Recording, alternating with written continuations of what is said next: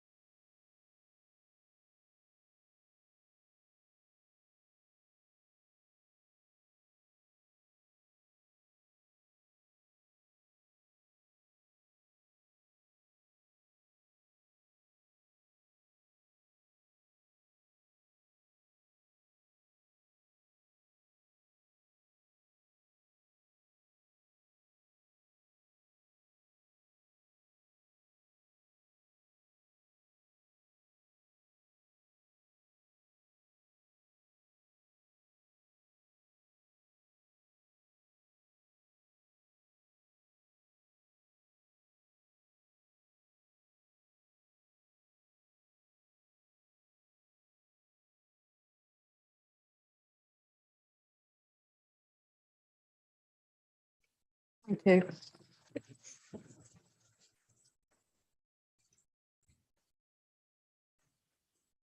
Move on now. Have we any apologies for absence? Thank you. We received apologies this evening from Councillor Allen, Councillor Eaton, Worship there, Lily Kaufman, Councillor McCarthy and Councillor Richard Morris. Could I please have any nominations for? I've got a positive, it just texted for Councillor Allenby. Can I have a Nominate. nomination? I nominate David Carter for deputy. Oh, that's thank you. Thank you. Are we all in favour of that? Agreement. Thank you. David. Thank you. Okay, have we got any declarations of interest? Sorry, Mr. Murphy, on the listings of the members' allowances, declaring interest, can I know two of the independent members? Okay, we'll go through the minutes of the previous meeting. Second. Second. Agree. Great. Is there an action list? No action list. No action list. Just bear with me, everybody, please. Right, we've got motions on notice. Councillor Charles. And Councillor Charles, please. Thank you, Your Worship. The motion is before you. I brought this because I agree with Lib Dem policy. One, first past the post doesn't work. It doesn't represent the will of the people. It's archaic. It's been here since hundreds. It gives safe seats. It gives tactical voting, none of which is satisfactory. I'm not advocating any other single way of voting. I'm just saying that first past the post doesn't work. It's not democratic. It doesn't deliver what people want. I'm not saying it should be proportional representation of any description, or the alternative vote or whatever. I'm just saying there is a better system out there. We're one of the few countries in the world now that does this. Let me give you some examples. Since World War II, no government has ever got more than 50% of the vote. That doesn't represent the people's wishes. And just after the war, over 80% of voters were actually voting. That has gone down year after year, election after election. And now it's barely over 60%. Because people feel their votes are wasted, especially in safe seats, where they know there's no point in voting, because you're going to get the same result year after year, election after election. 2019, the Tories got just over 43% of the vote, yet got 365 of the seats in the House of Parliament. 43% out of 100. The other 57% didn't matter. What about counting? In the 2021 elections, in Oban Wigston, 42% of people voted Lib Dem, 37% of people voted Conservative. Yet 4 of the 5 seats went to Lib Dem. I'd argue that still isn't fair. It benefits us, no doubt, but it's still not a fair system, and it doesn't represent what people in Oban Wigston want. County as a whole, that was fair. Over 50% of the people who voted in Leicestershire voted Conservative, and it's right that the Conservatives run the county. I don't argue with that. You get more than 50% under any system, you become the majority party. That's the right thing to do. But at those county elections, 9 Lib Dem seats were returned and 4 Labour. Yet Labour got more, higher percentage of the votes in Leicestershire than the Lib Dems did. It's perverse. It's not right. It's time for a change. We tried it in the coalition years, but we ended up with a fudge. And it really was a fudge. But at some point, we have got to move forward. People say, well, first past the post brings stable government. Rubbish. You only have to look at the current government and the trouble they've had in the past 3 or 4 years. Absolute disaster. And people are getting more disenfranchised and fed up with the current political system in this country. In Scotland, the Scottish government works under a slightly different way and is more representative of what the people want. Yes, first past the post. Even Labour are now looking at another way. It's took many years to get Labour on board, but they're now forming part of a bigger coalition of all other parties, except the Conservatives, because they know it favours them above all else. That's why this motion is before you, and that's why I put this motion, that this council says first past the post has got to go. Thank you. Okay. Can we have a seconder, please, on this? Thank you, Your Worship. I'd like to second the motion. I agree with everything Councillor Charlesworth has said. This is not about party politics. It's about fairness to the people out there that vote. But regardless of which party it is, it's the person that gets the most votes that should be in power, not the percentages and the first past the post. It's wrong. It's got to be fair and equal across the board. So I just want to make sure that you understand it is not about whether you are Liberal Democrat, whether you are Labour, whether you are Conservative. It's about fairness for residents. Thank you. Councillor Cookman? Your Worship, I just wanted to add my input because I think the point made by Councillor Charlesworth, it's the people who are actually voting in general elections, the percentage of the turnout for the electorate is going down. And I believe that's because the majority of people realise that the vote will have little or no effect on the way the House of Commons is elected. And the other thing that has always stayed in my mind, when the Nazis came into power in Germany, 1933, and Mussolini in Italy, they actually changed the electoral system they had there, the first past the post, to make sure that they would get a big enough majority for stable government. And that is not necessarily stable government what we saw with the Nazis. I really do support the solution. I wish it was a party political thing, but unfortunately, we do have a system at the moment that, because of the way the population is spread out, tends to assist particular parties, and the Conservative Party, unless forced to do it, don't really want to change. I'd like to hear the argument from the other side. I find that interesting, but I do support this, and I'm pleased you brought it along to council. Thank you. Do we put it to Have vote? we got any other speakers? Anybody else wish to speak? Anybody else wish to speak? Councillor Josh.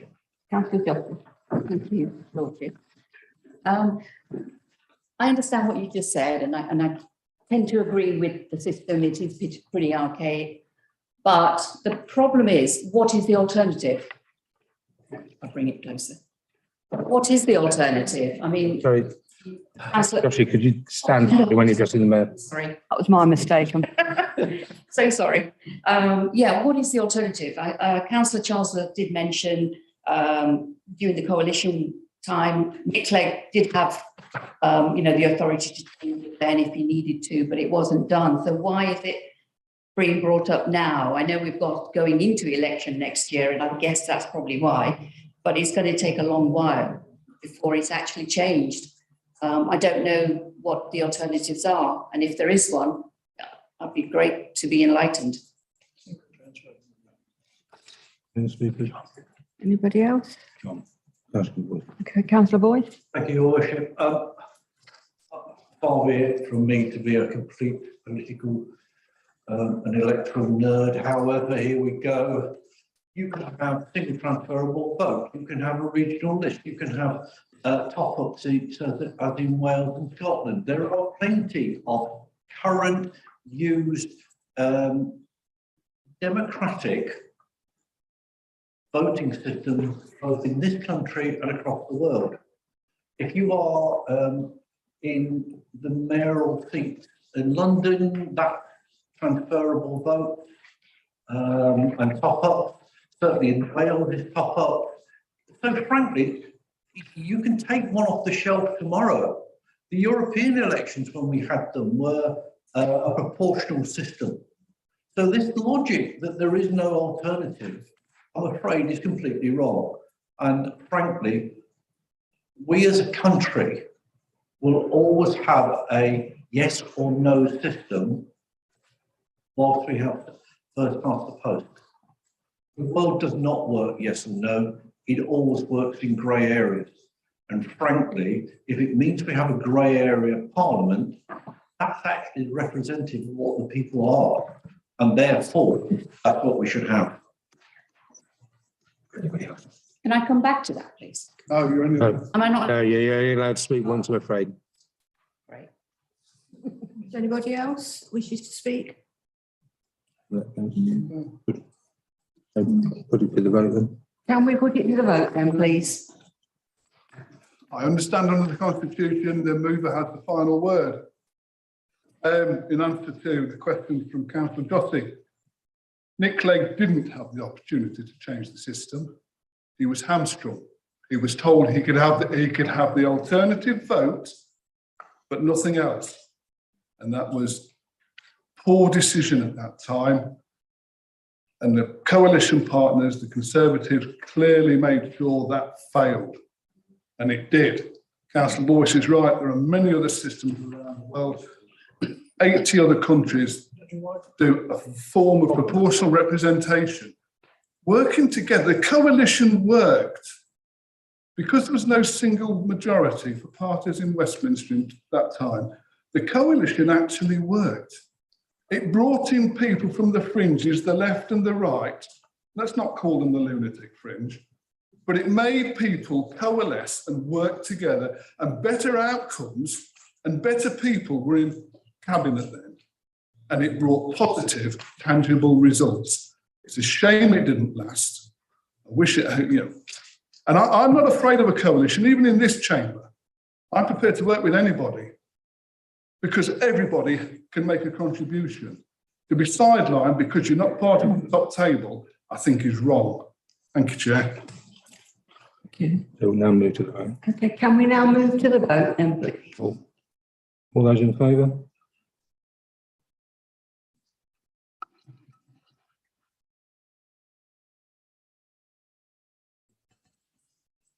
Okay. Those against? That's it then, isn't it? It's Okay, it's carried. It's carried, thank you. We now move on to item 7. Is petitions, applications and questions. Can I invite Councillor Charlesworth again to put your questions to Councillor Bolter as Chair of the Service Delivery Committee? Thank you. Yes, there were two. In order that they appear on the agenda, please. Yeah, there were two questions about minerals and burials in the borough for Councillor Walter.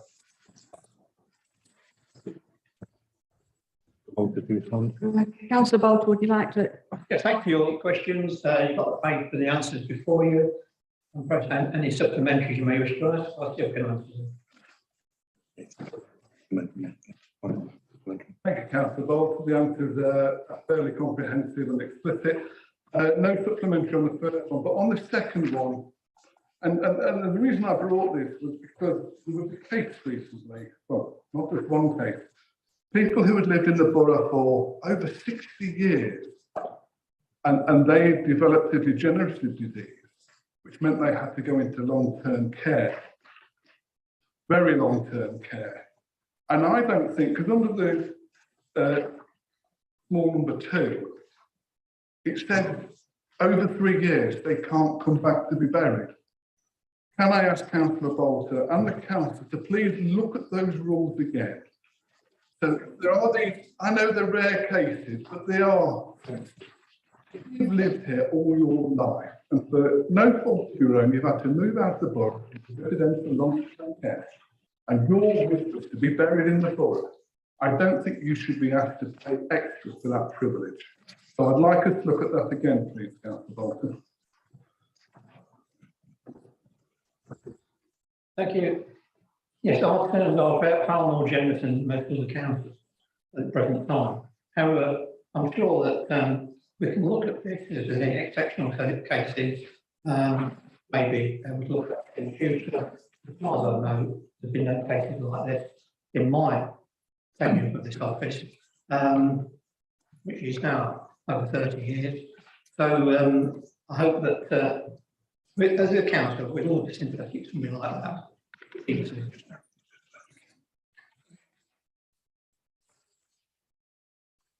Thank you. We move on now to item 8.8, the mayor's announcements. Yeah, the list of civic events attended can be found on pages 4 to 16 of the agenda, and there is nothing more to add to it.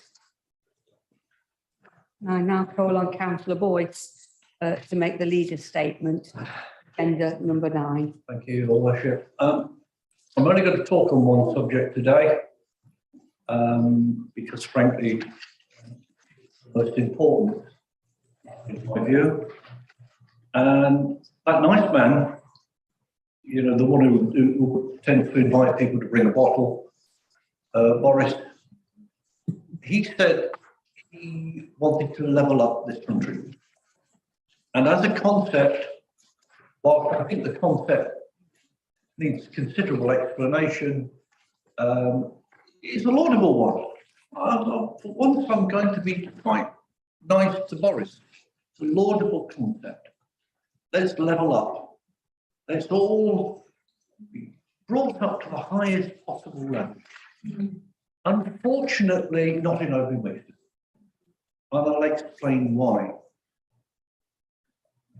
The one way of doing the levelling up was with the county deal. And the county have decided to go for a level 2 deal. A level 2 deal is basically the Operative Authority gets a little more authority and nothing else. Not a lot else. And therefore, Owen Wixton, as with all the other districts in Leicestershire, will be disadvantaged by county. If you lived in Nottingham or Derbyshire, P2N2, which has launched a bid to be the East Midlands Combined Authority, their districts are fully involved. Counties aren't. Counties quite clearly are being excluded. So the idea of levelling up in Oakfield Wixton, I'm afraid, is dead. Dead because of the question. But also, Peter Salisbury. And let me explain in very simple terms. The reason why Nick Rushton does not wish to be with Nottingham and Derbyshire is straightforward, because he's worried he'll get outvoted. And the reason he'll get outvoted is because, frankly, the Leicestershire County Council find it impossible to work with anybody. 10 years ago, that nice man, Mr. Parsons, at least we worked better with him than we with anybody at County Hall today. Because frankly, County Hall are not, they pull up the drawbridge.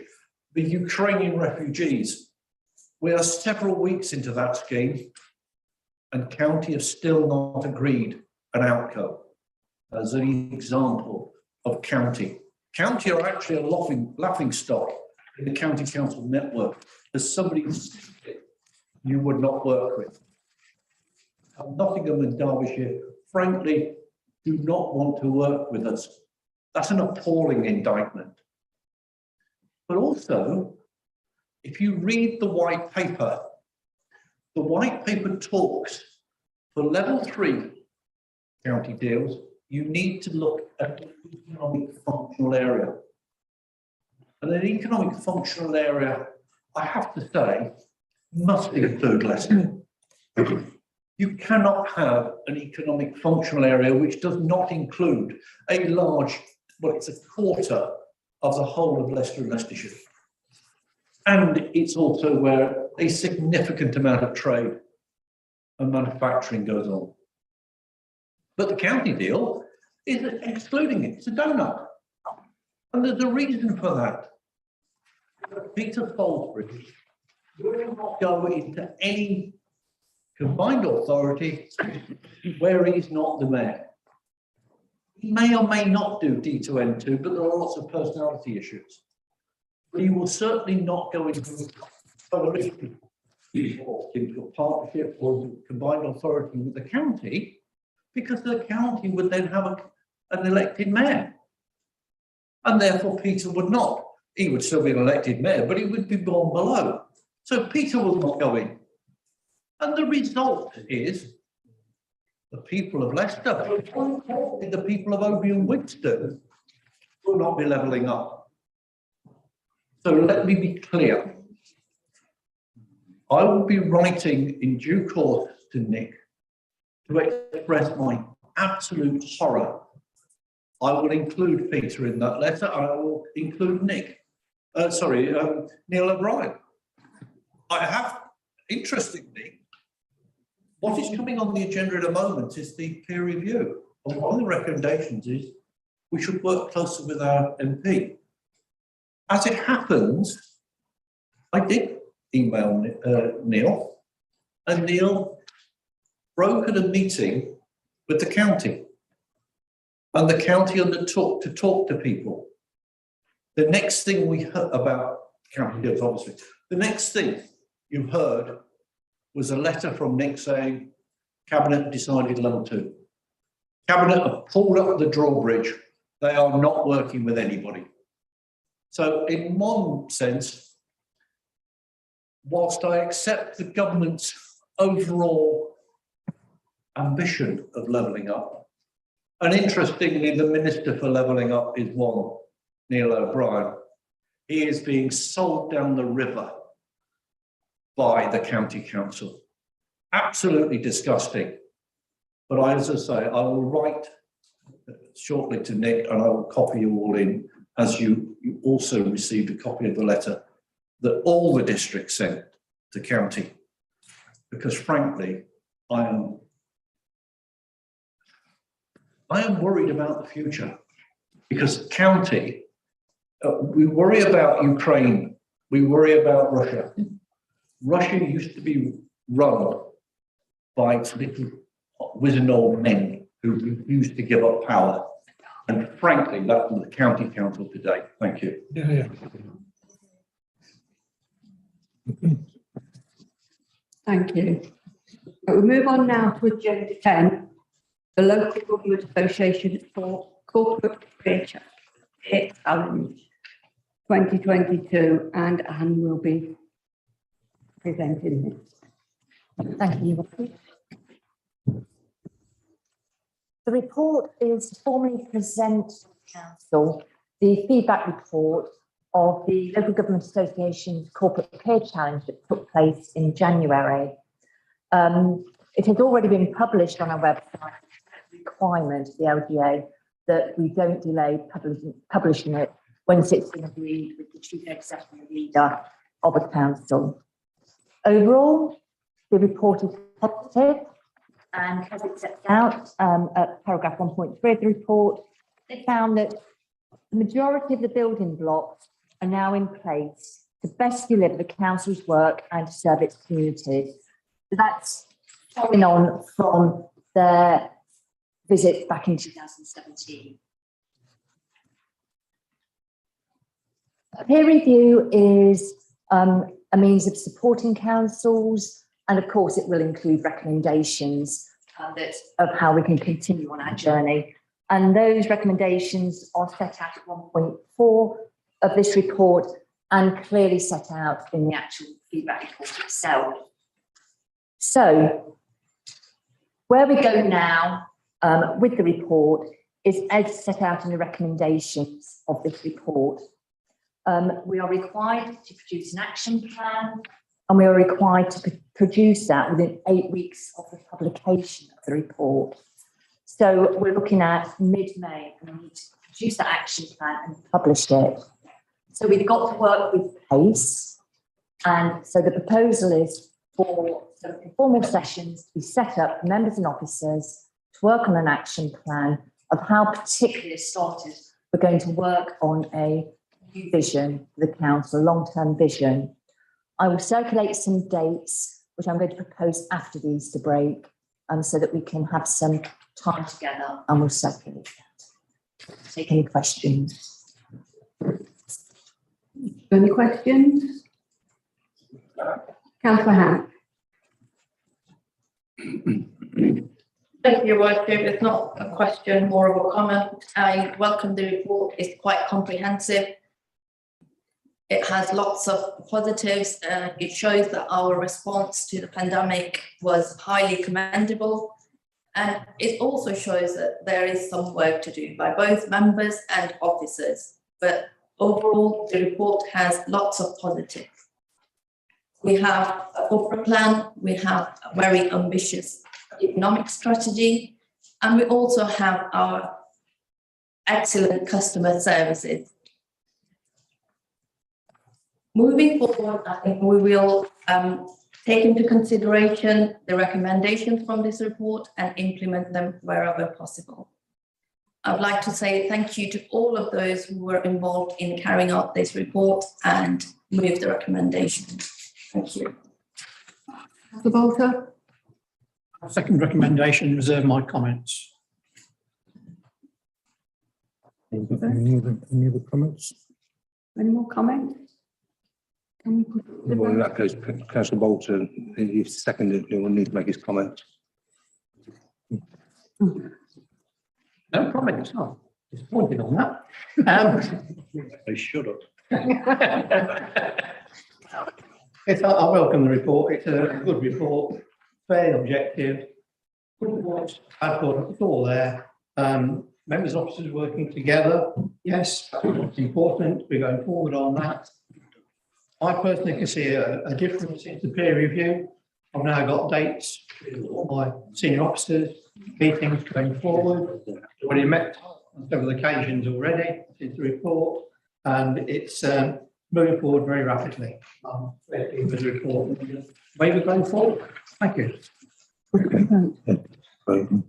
can we put this to the vote, please?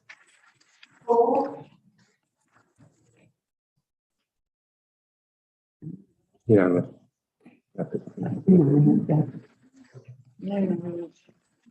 We'll move on to agenda 11, communication and action 2022-25, and Rob Henwell will report.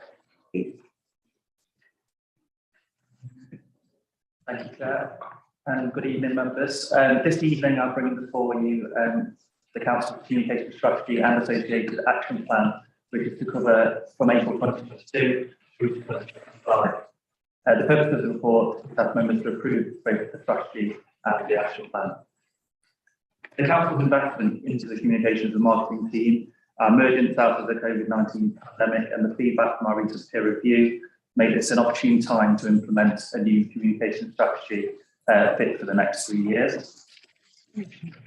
Effective communication is vital in managing our reputation, promoting our priorities and services to local people, and demonstrating that we are open and accountable.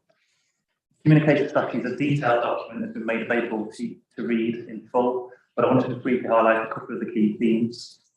One is that the strategy makes clear that our Borough Council acknowledges that the future of communication is digital and that we are digital by default. This means that we should be given priority to developing and enhancing channels of this nature. Digital methods allow us to collect valuable insights from our stakeholders, which allow us to expand our reach and improve the quality of the information that we share. Importantly, though, the document also talks at length about hard-to-reach groups and those unable or unwilling to engage with the council through digital means. They must not be forgotten, and the strategy sets out ways which we will reach these hard-to-reach groups, including that we will communicate with every household with peak communications at least twice a year, something that I know many members are passionate about. It's important to note that both the strategy and the action plan are working documents and will be reviewed on a regular basis to take into account the ever-changing picture of the world we live in and how we need to adapt to this. Also included within the communication strategy is how we deliver key campaigns and consultations across the borough. We've also developed an events calendar which sets out the events we will support through the year, such as Remembrance, Holocaust Memorial Day, Queen's Jubilee this year, of course. And I'm happy to circulate this after the meeting for any comments from members. It also sets out the elements of that communication principles, highlighting that we endeavour to always communicate the right information with the right people at the right time in the right way, to make sure our priorities, our key decisions and our actions are understood. As I mentioned earlier, the communication strategy is reviewed regularly, taking into account feedback that we've received and to evaluate our work, and we intend to involve members in that annual review process. So it's recommended that members please approve the communication strategy and action plan this evening. Thank you. Happy to take questions. Yeah.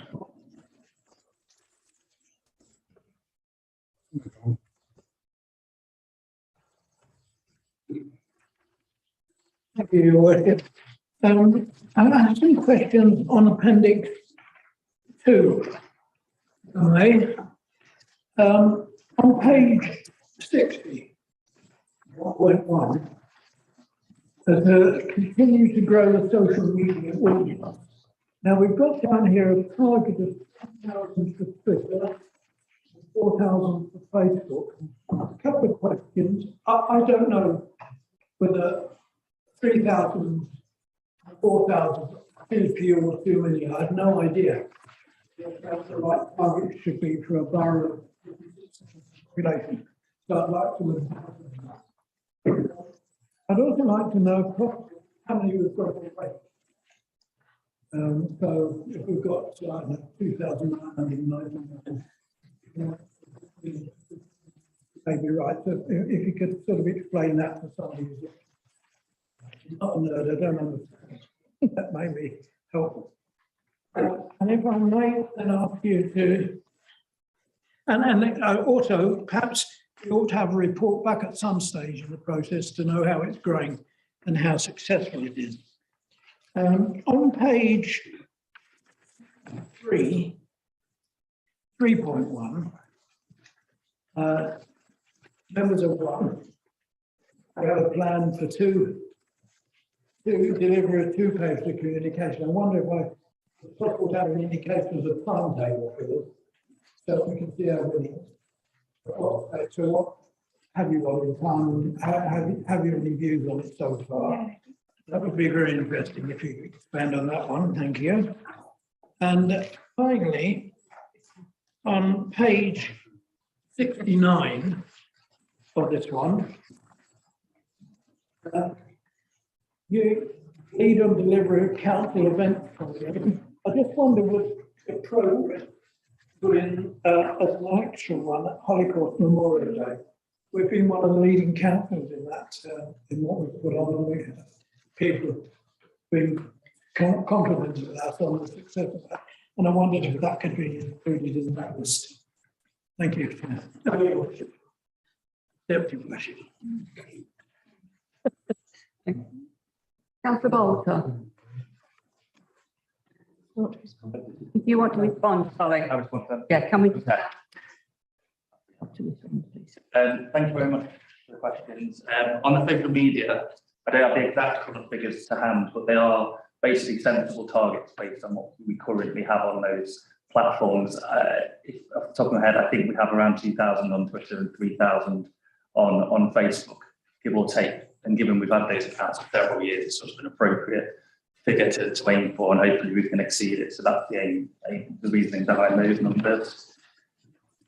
Regarding Holocaust Memorial Day, I certainly think we can add that. It is in the events plan, that the events calendar I've developed alongside, but I think we could perhaps add it to the point with Remembrance and have it in there also. Few communications a year. I think we've looked sensibly at doing one at March time when the council tax bills go out, to utilise the fact that we're already contacting residents, we're going to pay and deliver letters to them, to use that as an opportunity to send out. The other one needs some thought, but at the minute, October, November, perhaps seems sensible. We're looking at potentially doing a budget consultation for next year, which would launch around that time, which would be a good thing to be speaking with residents around immediately, and obviously put the messages as well. But that's the current thought, is probably those 2 times in the year. That's it, thank you. Thanks, Rob. Sorry for missing you out on that one. Councillor Bolter, please. Thank you. Yes, I'm afraid I welcome the report, in particular the 2 paper copies. Most of my residents do not do social media, do not do emails, anything else. And I'm one of them, of course. Not being a dinosaur, but that's me. So 2 paper copies are very useful for them. I'm also very pleased to see that we're going to have more face-to-face contact. I all think that's most important for our senior citizens than actually meet an officer face-to-face. By appointment, I don't know anybody sitting there all day for no reason, but by appointment, somewhere in each of the town centres where they can actually meet an officer to discuss their problems face-to-face, will save a lot of problems, save a lot of grief later on. So I'm pleased about that. It's a nice document. Councillor Corcoran's already mentioned about the memorial, Holocaust Memorial. Other events also need to go in the calendar. Various civil days need to go in there, and also we need to put in there some of the military days as well. And I hope we're going to commemorate St George's Day in the proper manner, with the Union flag flying. Thank you. Let's not forget, you know, St George's Day. Thank you. Dragons about. Is there any response, Rob, on that one? Just acknowledge everything you said. That's not problematic. The event calendar with you for comments and see if there's anything missing or changing. Councillor Helen Lloyd, on please. Yes, thank you, Your Worship. Stand up for the dinosaurs. I am one of those reluctant dinosaurs. I also joined the Senior Citizens Action Group, and senior citizens, a good number of them are struggling. They are making headway with social media and communications, but a good number of them are also struggling.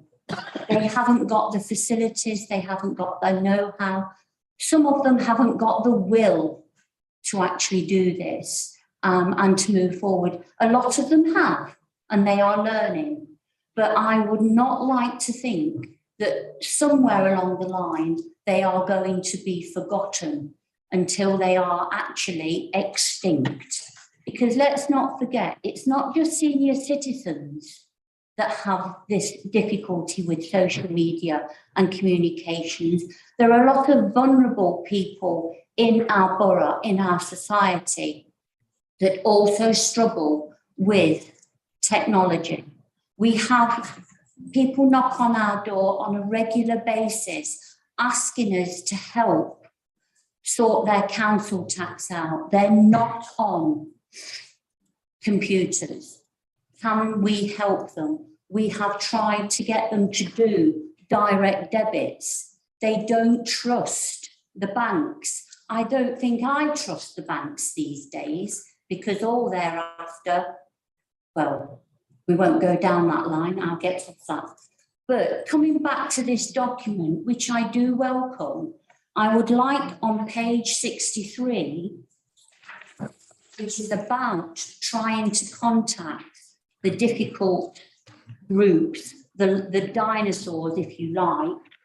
2.2, Councillor Bolt has already mentioned face-to-face, but if you read that carefully, then I had to read it twice.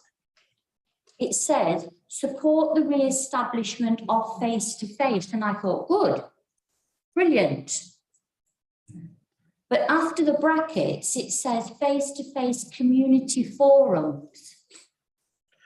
Could I have clarity on that, please? Are we only going to have face-to-face community forums, or are we actually going to have face-to-face contact with our residents over issues that they may have? Thank you. Thank you for those comments. That refers to the local forums that take place in Wixon, South Wixon, and Oakley, the ones that were recently returned virtual, but now with the COVID pandemic allowing to bring them back face to face. So that's in the communication marketing strategy. So that's what I'm referring to there. But I think Philip might say a couple of words on what you're referring to regarding customers. Very much be happy. Councillor Lloyd, your points are very valid. I think there's one of the things that members will notice and see from the service delivery committee. One of the things I'm working on is a customer experience strategy, and I think you'll find a lot of the communication strategy dovetails with what's coming out in that customer experience strategy. So we will be looking at all different ways that we communicate with residents, with vulnerable people, with the more mature population of Oakley and Wixton. So we take your comments on board, and when you see that customer experience strategy, hopefully that will tie in with your comments that you've made and actually give you a solution on those elements.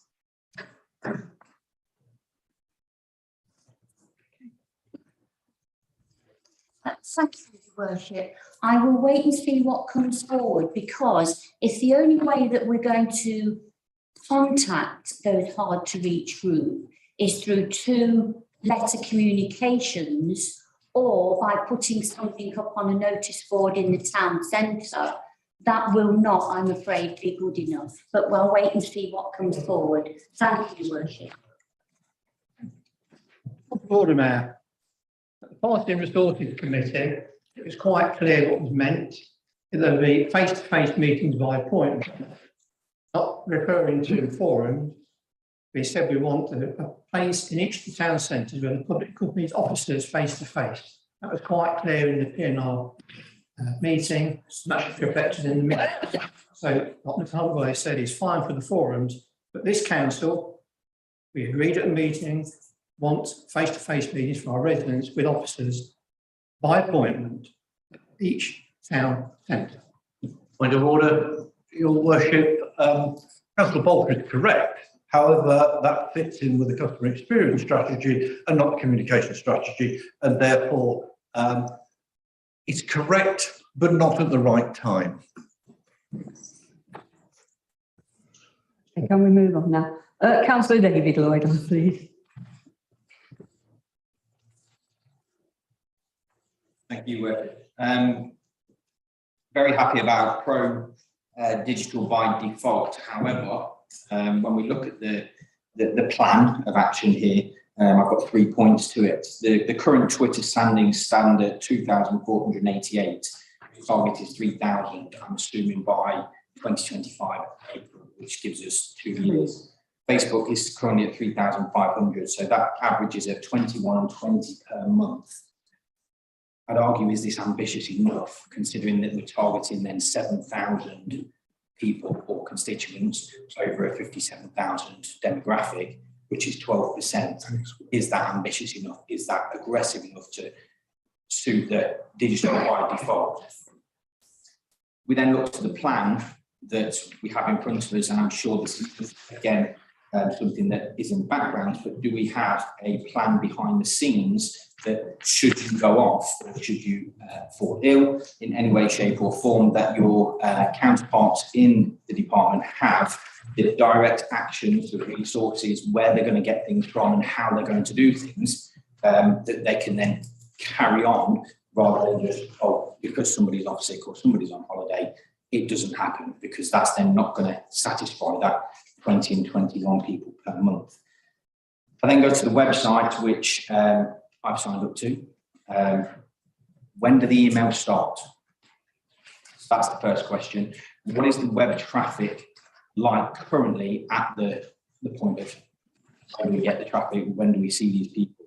We've got a missing gap of almost 48,000 people, 49,000 people that we're not communicating digital by default. Okay, just want to highlight those areas. Thank you.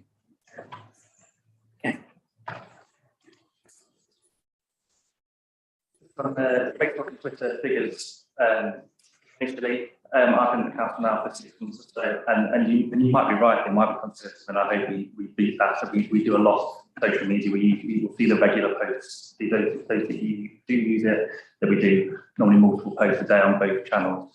A key point of the action plan was that we do review that every year, and I hope to come to you at the end of the year and hopefully we'll hit that in one rather than three, and I can put a new number in there. We'll take it from there, but I completely agree. I think after 6 months, it's a reasonable target. I hope we beat it and we can increase it on that. The plan is, if I was to go on sick or on holiday, I mentioned that we've invested into the communications team, which is great. I've got a command officer, Molly, who's now also been with us around 6 months. We took her through, she's been a part of developing the strategy with me and the action plan. She's aware of the documents and where we're going and the direction. There's 2 of us who promised to go opposite. Of course, it would impact us slightly, but we do have resilience. We have Philippa Lamon with a lot of communication experience as well.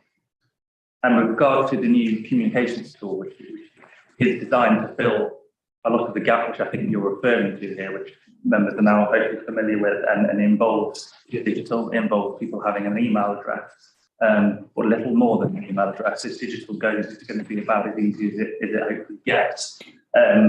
We launched it when it became live about 2 weeks ago now. You would have seen your member bulletins and indeed the staff ones. We did a bit of a soft launch. We wanted to test it almost on you guys first, internally. The first bulletin is publicly, it's due to go out tomorrow, so you will see it. All members have been automatically subscribed. I haven't got the figures in front of me, but it's been plugged into the website, as you will have seen, for people to subscribe. And across most of those topics, there's 5 or 6, 7 of them, I think, over about between 120 and 150 on each on average, just of people clicking and signing up through there. I know that's not a huge number yet, but it's only been live for less than a fortnight, I think. And we are planning a communications campaign to support the promotion of that tool as well, so not just people going through the website. And you'll start to see that roll out as well. Paper copies, the paper communication we do, will be an opportunity to signpost people to that as well. I select that not everyone will do that, but there'll be an opportunity to say, you want to hear more from us, you want to hear every week, and please subscribe online. But yeah, that's live. You'll start to see stuff coming through very regularly on that from tomorrow, and it won't just be once a month, it'll be times a week at least across those different topics. I think we've got a business one to do out this week as well. Thank you.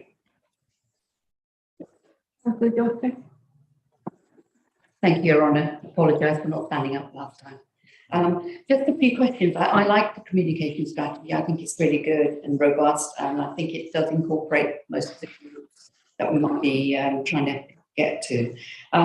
Just a question. I think you just mentioned Molly. I'm assuming she's a dedicated social media person. Sorry, the question is, do you have a dedicated social media person? No, okay. Because the reason is, Councillor Lloyd was absolutely right, that the feeds on the Twitter and Facebook, I follow those.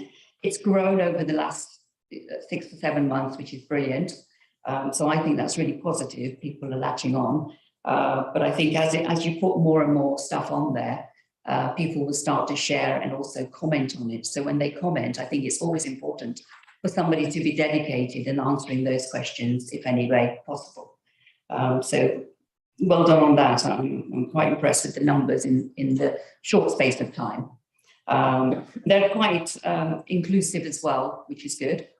The other question I had is the demographics. I'm assuming we have demographics of the borough, or do we have the demographics of the borough so that you can target using the Gov tool as to who will be able to read these items on a digital format and who can't on a digital format. So that would make it easier for paper publications and to sort of gauge how many we need to send out for the mature population.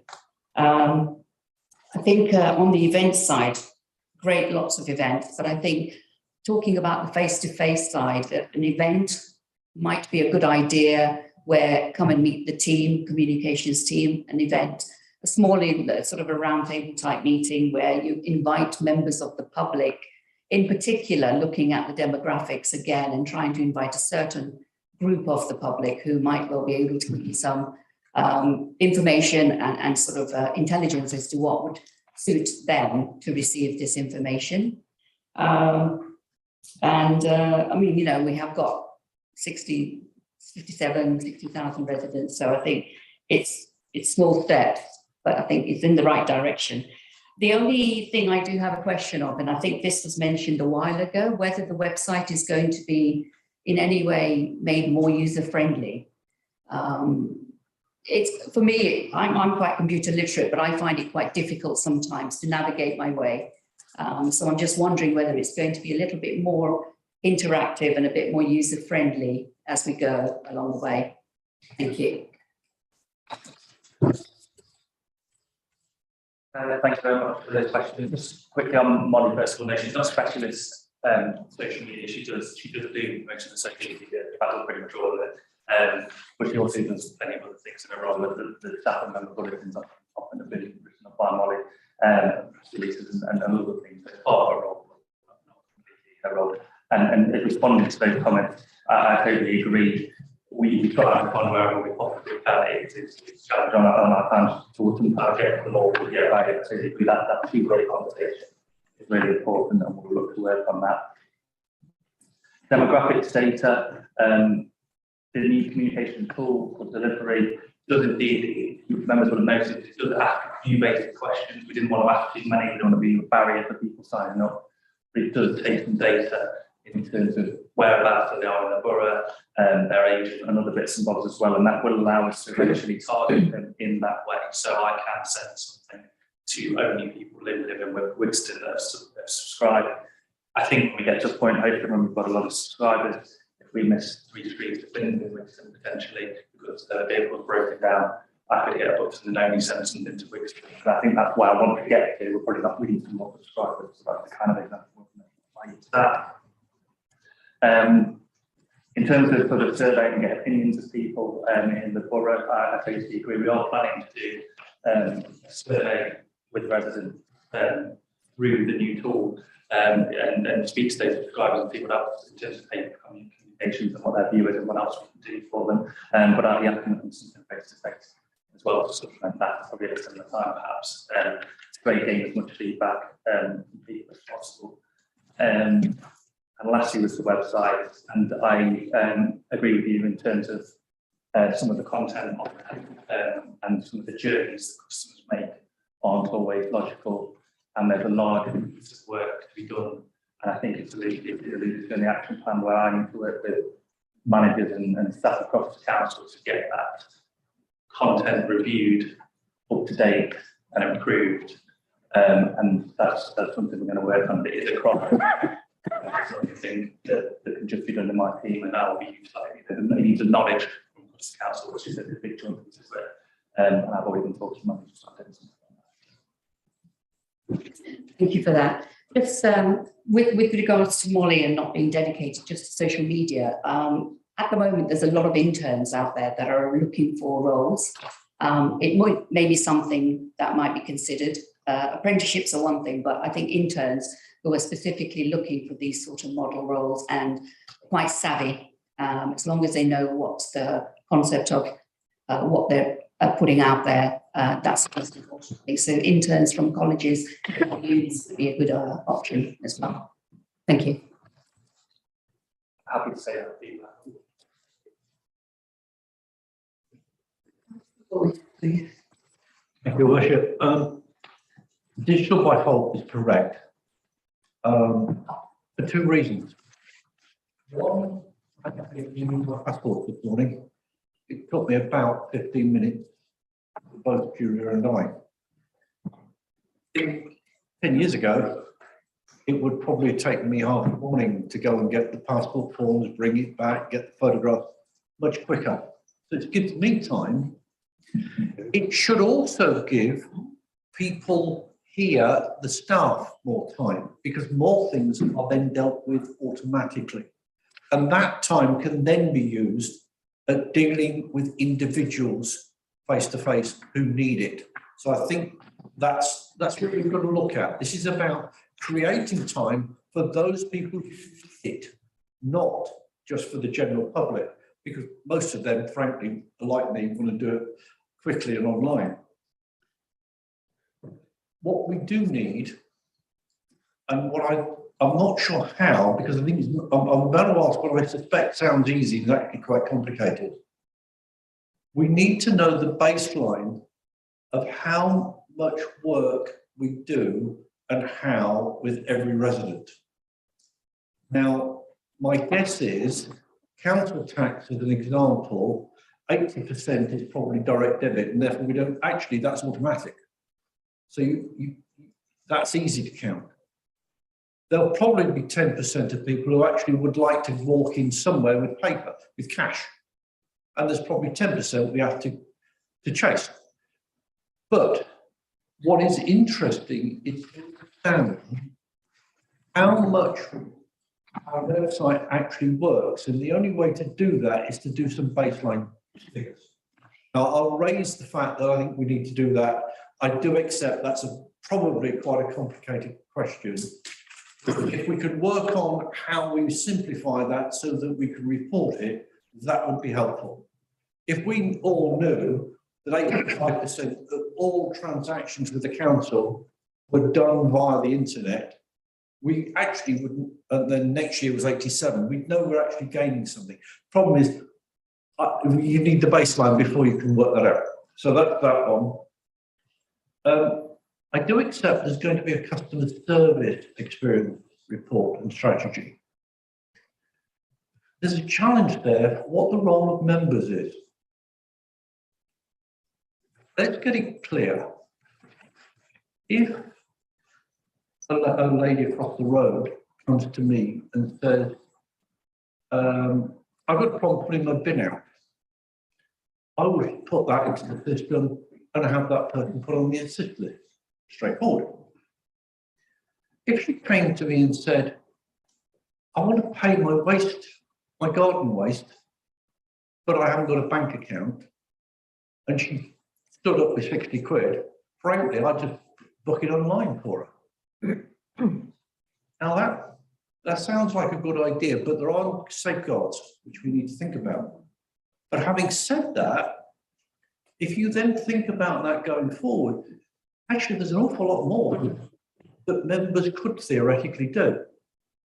If 99% or whatever of all transactions with the council could be done online, then you have 26 members who technically could possibly do it as well as whatever number of officers. So I think there's a challenge for us and there's a challenge for the customer journey strategy of how we fit into that strategy. And I think we should fit into that strategy. And actually, that will benefit our residents, I think, significantly if we do. Thank you. Philippa, did you want to come back on this, please? Thank you, Your Worship. If I can respond. One of the actions that is in the action plan from the LGA is specifically around officers engaging with members to have an informal working group where we can take your feedback about how you can and how we can work together on that customer experience strategy and what elements we can utilise to engage with hard to reach groups and various other vulnerable populations within the borough.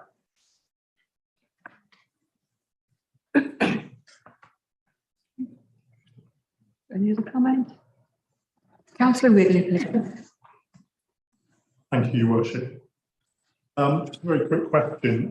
Social media channels come and go, but I think Instagram is used by around about 1 in 5 people in the UK. And I know it's owned by Facebook, so I don't think that's including your Facebook target, but I was wondering why there's no specific target for Instagram in the report. Thank you. I think that's a fair comment. We do have an Instagram account, which is probably slightly underutilized at the minute, and something I can look at working into a target to do a little bit more I think we've had a lot of change in the team and new person joining that, and he's been a great model for example. So the social media part, yeah, I think that's a good thing to work into that. We've got two more things. Councillor Hack.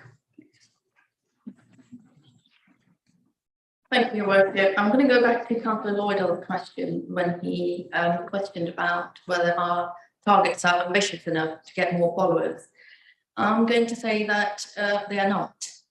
I think at the current rate, it would take us something like 10 to 15 years to reach a sizable majority of our residents, to get them to subscribe to those accounts, whether it be Instagram or Twitter or Facebook. I think there's some more work that needs to be done there to increase our following. The question I was going to ask around that, when we publish any events or any details of anything that's happening at the council, be it the garden subscription that's coming up for residents, or the car parking charges, do we have the live links for payments in those little adverts that we do?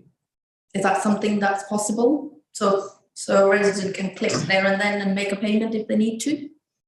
And that can increase the following as well. Thank you. I think, thank you for the question. I think on the figures and the targets for social media, again, I'm happy to review those quite quickly. I can take some data looking back over the previous 6 months, and indeed over the next couple of months to see how quickly we're growing on there already. We do use the channels a lot, and I don't think we'd increase massively the amount we put on there, just to balance what we're trying to deliver the paper and the new communications tool. But I will have another look at those figures and see where we're at with them. In terms of the links, Facebook is, you can usually only provide realistically in a post will make sense, probably one link, and often it is to almost always supplementary and more information, and often that is where they then pay. It's that balance between giving them enough information before they make the payment, potentially if you were just to have that link on there. So it's probably a little bit challenging on social media to just give those direct links, but I would probably say the new communication tool itself probably gives a bit more opportunity to do that, to be a little bit more flexible in the way people click. Garden waste, for example, I don't see why that can almost be a little advert on the side of those bulletins that are going to go out regularly throughout the whole year to say, did you know you could subscribe? People might have moved into the borough or decided in the middle of summer they do need their grass collecting and they need reminding at that point. So it's sort of almost an advertised opportunity for our services as well.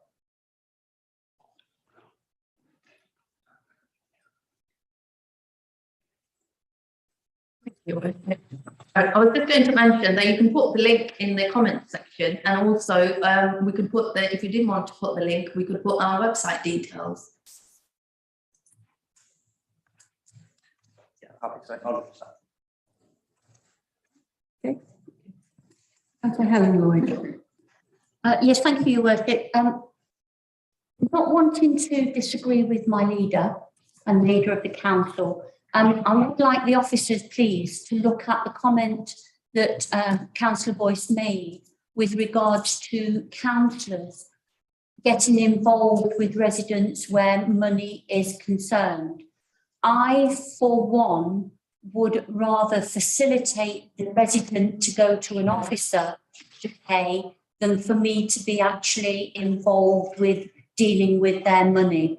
My experiences in the past have taught me to be very careful when you are dealing with residents and their finances, and it is much better that officers are responsible for that. So could they please take that on board when they are looking at this situation? Thank you very much. For clarity, I did suggest they needed to take off.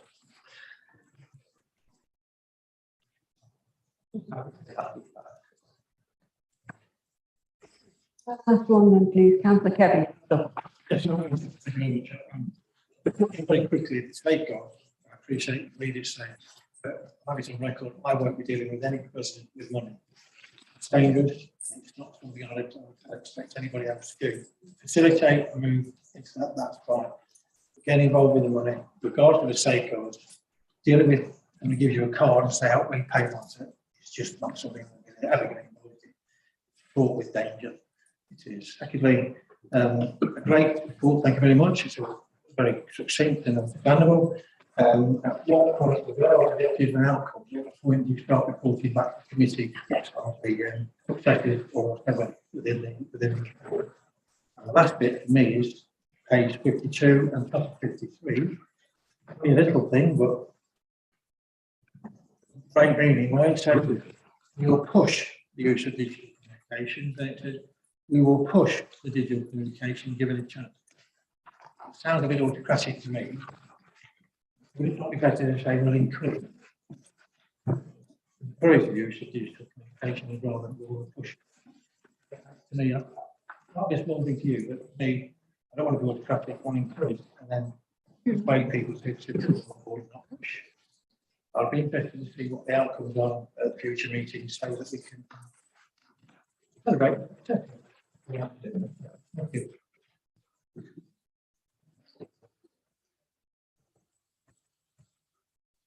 Thank you very much for your comments. I think, regular, as I say, the documents need regular review, and I'd like members to be involved in that. Some kind of working group to assess those and then keep obviously the successes and where we're at with various things.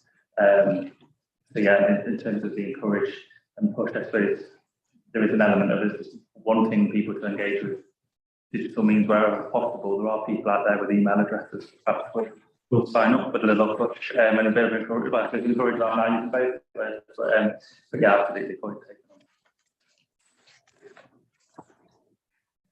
Can we take this to the vote, please? Have we got the moves that propose it? Councillor Morris, thank you. Councillor Morris, and the seconder? Councillor Hack. And Councillor Hack. Okay, do we need to put it to the vote? Yes, please. And could we please put it to the vote?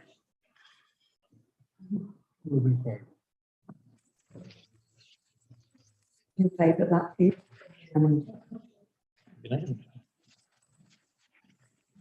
Now we move to agenda item 12, the scheme of members' allowance. Well, that was rather quick. That was rather quick. Yes, so we're going to put it to the vote. If we're going to move in a second. Favour? Yeah. Of course you do. Right, I might just get to the matter of continuity. Sorry, I've always done this. When this has come up, I've never voted. It's because of my interest with the two colleagues on just consistent. Sorry? 17 in favour, 1. And we'll move on now to agenda item 13, statement of the gambling policy 2022-25. Just like John Wells to present this before. Thank you, Your Worship. The council have a duty to provide a policy which is updated every 3 years. The purpose of that is to prevent gambling from being a source of crime and disorder, to ensure that gambling is conducted in a fair and open way, and to protect children and other vulnerable persons from being harmed. The policy for approval is provided Appendix 1, and this sets out a framework for applicants to follow and gives an overview on how the council will determine any application.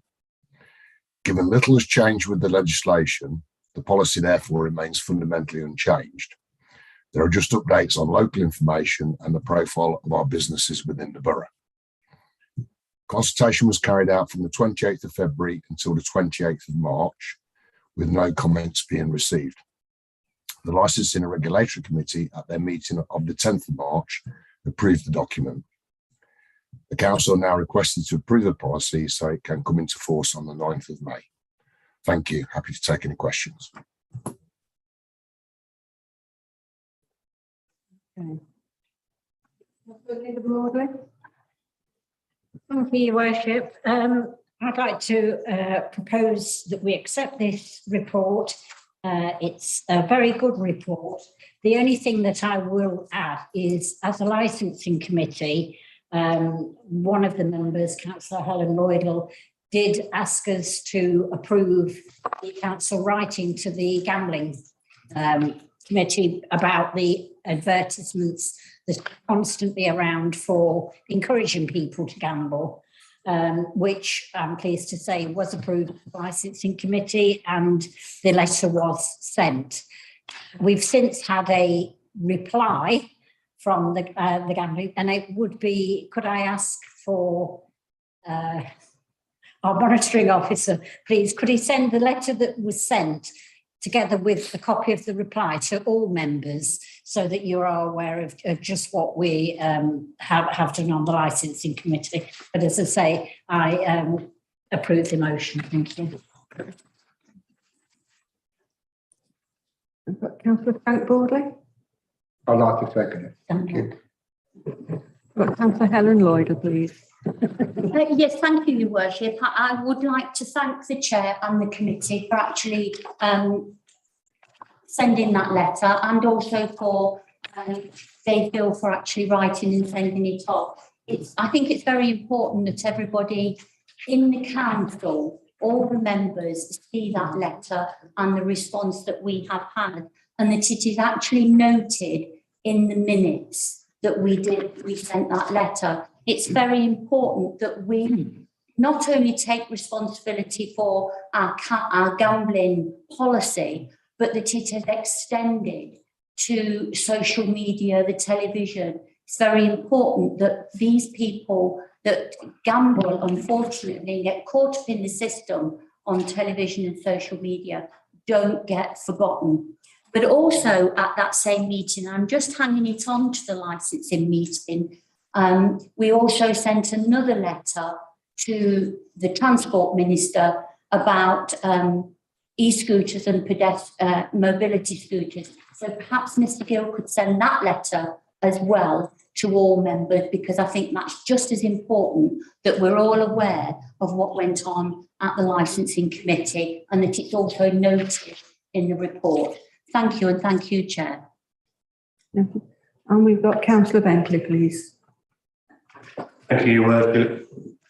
Whilst I welcome this report, and I also welcome the letter that Mr Gill sent and the reply that I have actually got a copy of, I don't believe that we're doing enough. There are a lot of people out there who gamble very responsibly. They have a little flutter here and there, but there are also a lot of very vulnerable people who get caught up with the advertisements on television and social media that try to make out that gambling is a social thing and that everybody has a party while they're doing it. You see the adverts on television, especially for bingo, where everybody's sitting in a house, all drinking, having fun, playing bingo. But that's not the reality.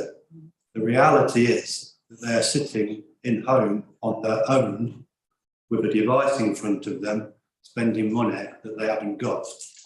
And they get caught up in this circle where they end up with nothing. I believe that we need to do a little bit more. But according to the reply from the Gambling Commission to Mr Gill's letter, there's not an awful lot we can do or that they can do, because it's allowed to happen. I welcome the review that's supposed to be being done by the Department of Culture, Media and Sport, and I would ask that all members of this council, officers and members, respond to this review and say that it's not acceptable. We need to do more. I understand that we are restricted in what we can do, but we need to do more. This is as bad as drugs. It's as bad as drinking. Gambling destroys people's lives. Gambling can be a good thing for people, but it can also be a devastating thing, and we need to do more. So can I ask that members and officers of this council as a group respond to this review of the Gambling Act 2005? Let's see if we can push to get something done about it to stop this destroying people. Thank you. Anyone else? No. Can we take it then? Can we move to a vote? Can we move to vote, Kathy? No. All those in favour? You need to. Okay. Okay. No. Unanimous. Okay.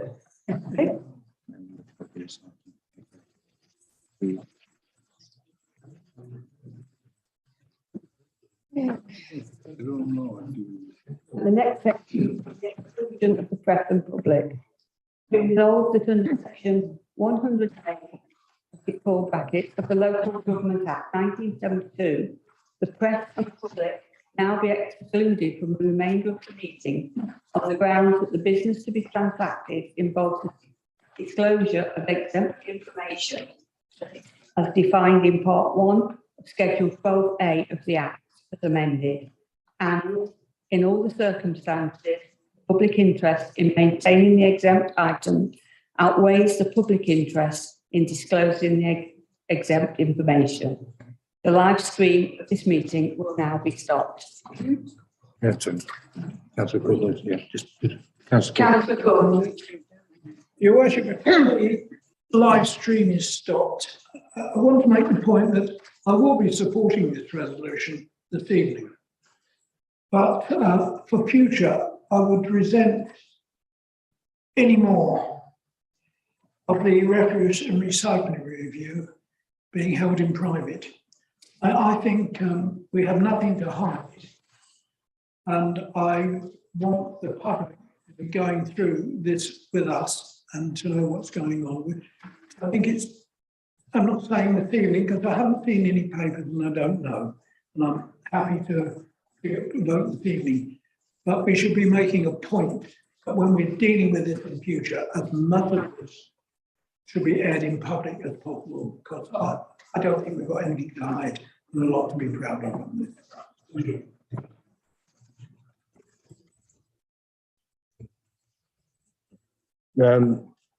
Thank you, Your Worship. Given the comment that Councillor Corcoran has just made, we need to just confirm that members are happy for the session to go into private session, and that can be done by affirmation or by taking a vote. So is everybody in agreement that this meeting should now go into private session? Yes. In that case, can we stop the stream, please, Mr.